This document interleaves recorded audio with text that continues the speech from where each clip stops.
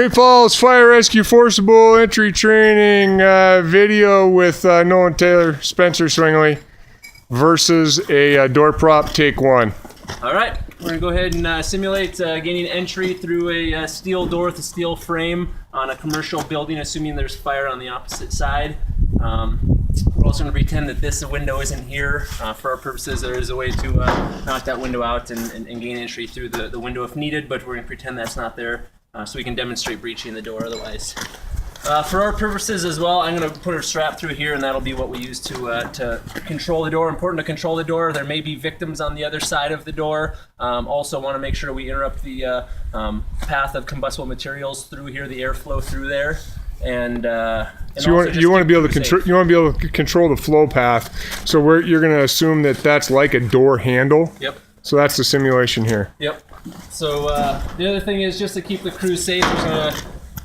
When you do breach and gain entry, there's going to be a lot of heat and combustibles that potentially be on the other side waiting for you.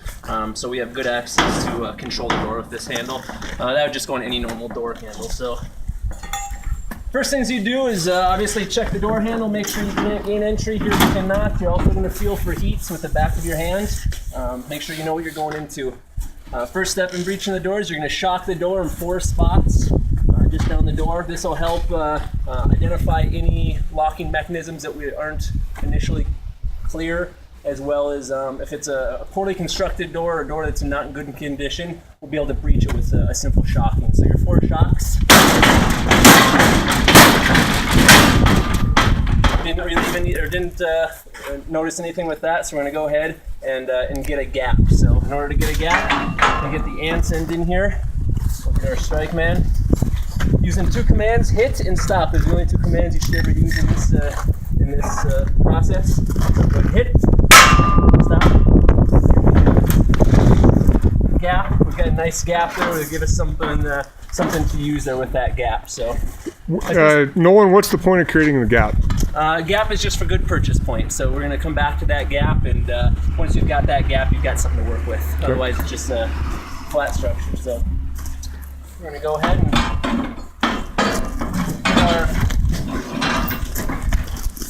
So you've placed the adz end in the gap. Adz end is correct. Yep, exactly. So we're going to go ahead and get a strike or hit, hit, hit, hit, hit.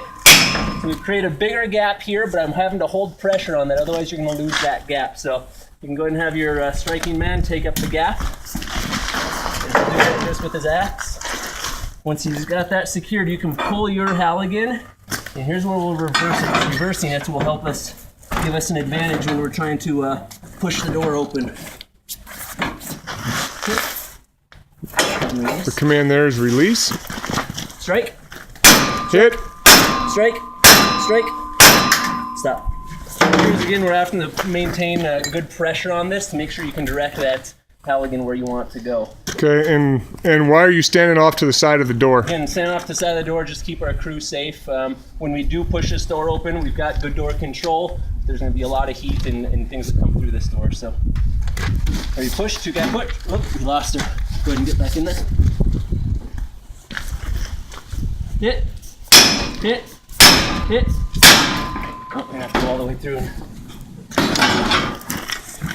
Hit. Hit. Hit. Hit. There you go. Go ahead and take up the gap.